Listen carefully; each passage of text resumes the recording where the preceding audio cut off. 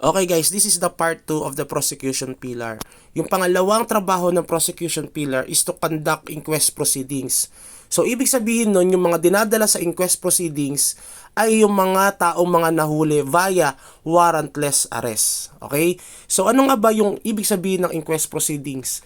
Ang inquest proceedings kasi guys, ang ibig sabihin lang nito is filing of complaint against the arrested person. Yung mga nahuli natin via warrantless arrest, kailangan natin silang filean ng complaint. Kasi hindi naman pwede na kinuha mo yung tao, inaresto mo yung tao, tapos wala lang. Kailangan natin silang filean ng proper complaint para kung sakaling ma-elevate ito sa prosecution at mapunta sa korte, meron na siyang kaso. 'Di ba? So doon na magkakaroon ng trial.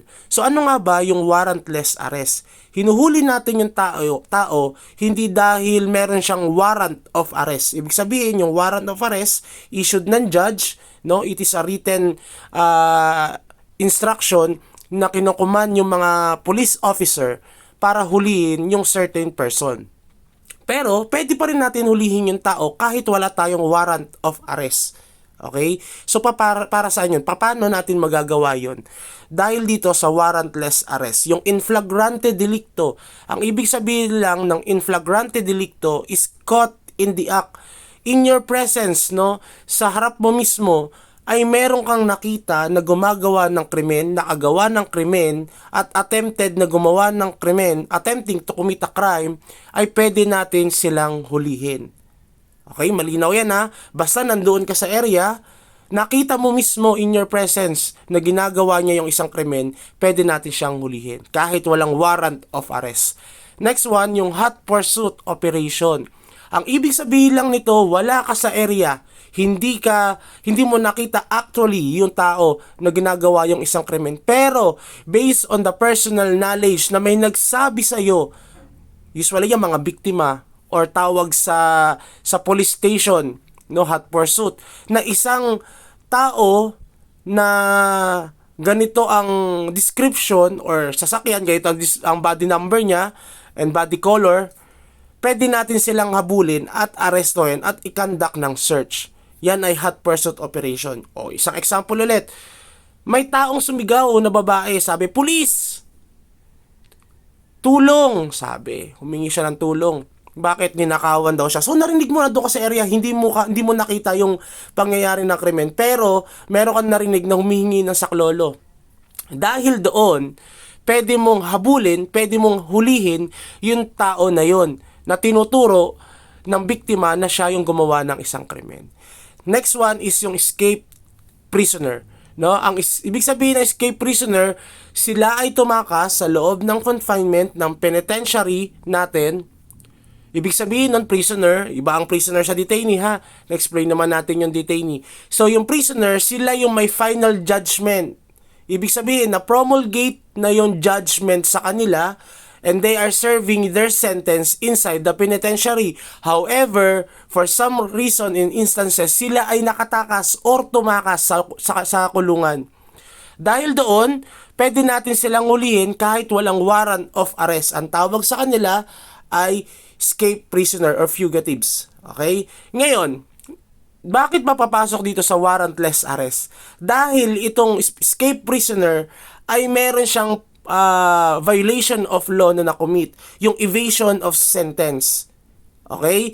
So dahil doon, pwede natin silang hulihin dahil meron silang violation na nakomit, kasi yung escape detainee, hindi natin sila pwedeng hulihin dahil nga na walang warrant of arrest, dahil nga wala namang violation of law na na-violate because walang escape prisoner, walang escape detainee na kaso. Okay? So, escape prisoner, kapag sila ay tumakas because they are serving their sentence, kailangan natin silang hulihin kahit na walang warrant of arrest.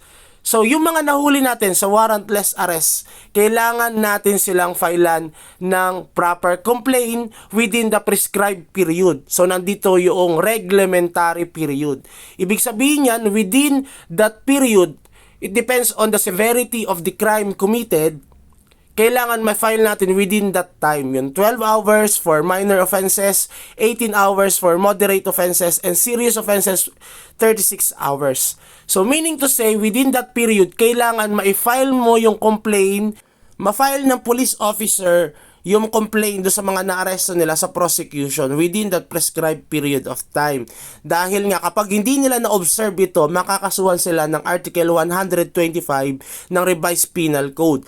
Failure to deliver the arrested person to the judicial authorities. Okay? So yan yung ibig sabihin ng reglementary period. So ano ba ang possible outcome ng inquest? So yung possible outcome niyan is to elevate to the court. Ibig sabihin nun, if the prosecution determine that there is a probable cause of such complaint, i-recommend nila yan para ma-elevate yung complaint sa korte para magkaroon na ng proper trial. Yung prosecution naman ay magdidepend or magbe-base doon sa evidence presented ng law enforcers and also the private complainant. Okay, so kapag mayroong probable cause, i-elevate nila yan sa korte. Pero, paano na lang kung walang probable cause, hindi na-determine yung probable cause? So, sabi dito, referral for further investigation and immediate release.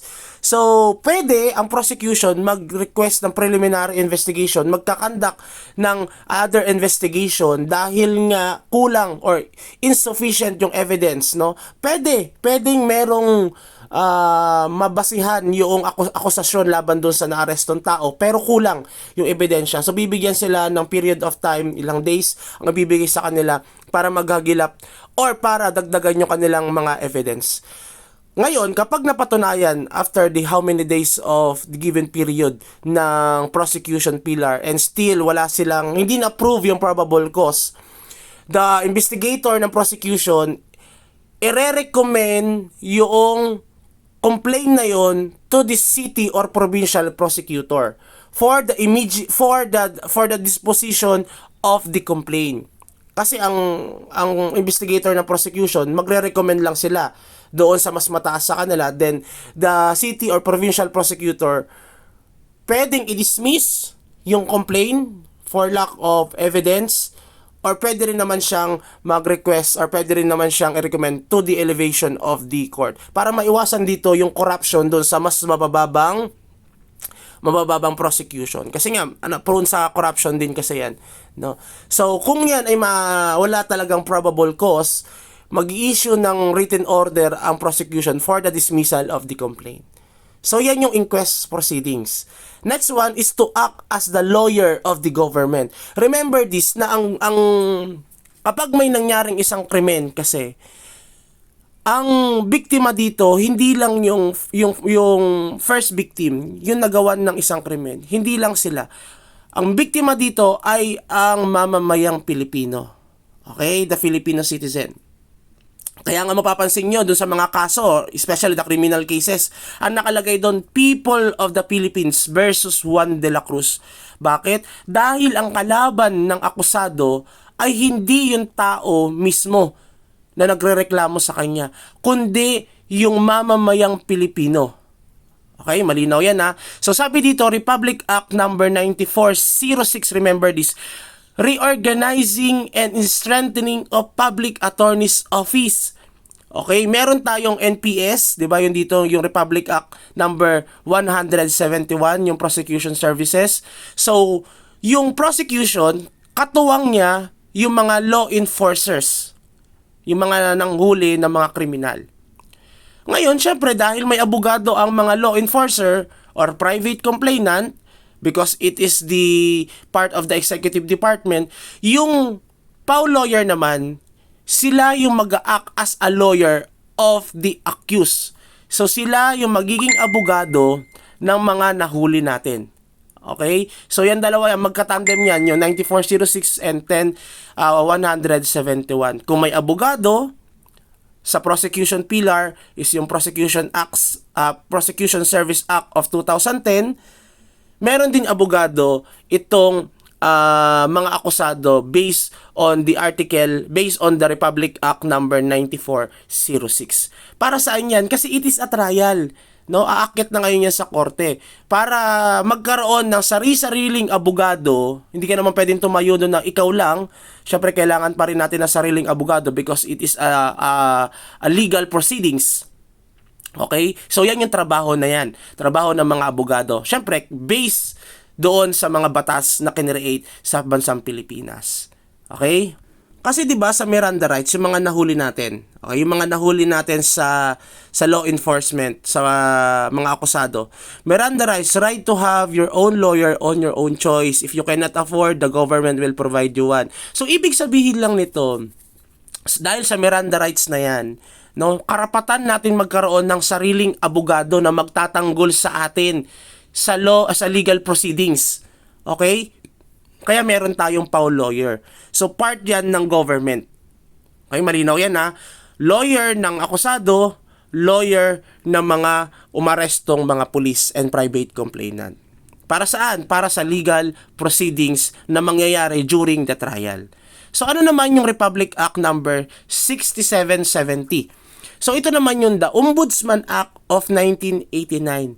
So ang ombudsman, guys, ito yung ahensya, 'di ba? Si Crispin Remulla, no, siya yung head ng ombudsman. Si Crispin Remulla is yung ombudsman, sila yung tumatanggap ng reklamo laban sa mga public officer, okay, or public employee na merong kakaharaping reklamo. Okay, kung may reklamo ka sa public officer na in relation doon sa kanyang public function, nandyan ang ombudsman.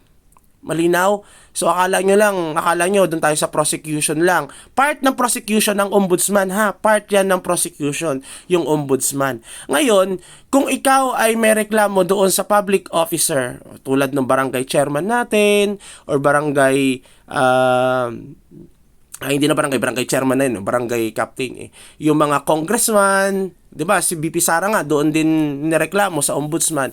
So, based on the complaint na ipipresenta sa ombudsman, doon rin magdidetermine ng probable cause, no, based on the prima facie evidence, kung i-elevate ng ombudsman yung reklamo sa Sandigan Bayan or sa Regional Trial Court. So ano bang pagkakaiba nun, guys? Basta tatandaan nyo, guys, ang ombudsman para lang ito sa mga public officer or public employee na merong kakaharaping kaso, mayroon silang complaint, magsasampa ka ng complaint sa kanila based sa kanilang public function, relation sa kanilang trabaho.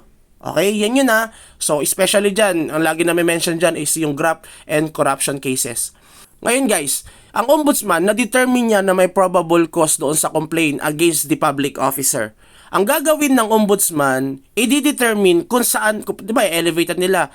Sa ano kasi, sa mga ordinary citizen, hindi naman ordinary citizen or private person, kapag sila ay nakakommit ng crime, ma-elevate yan sa korte, sa Regional Trial Court or the MTC, the Municipal Trial Court.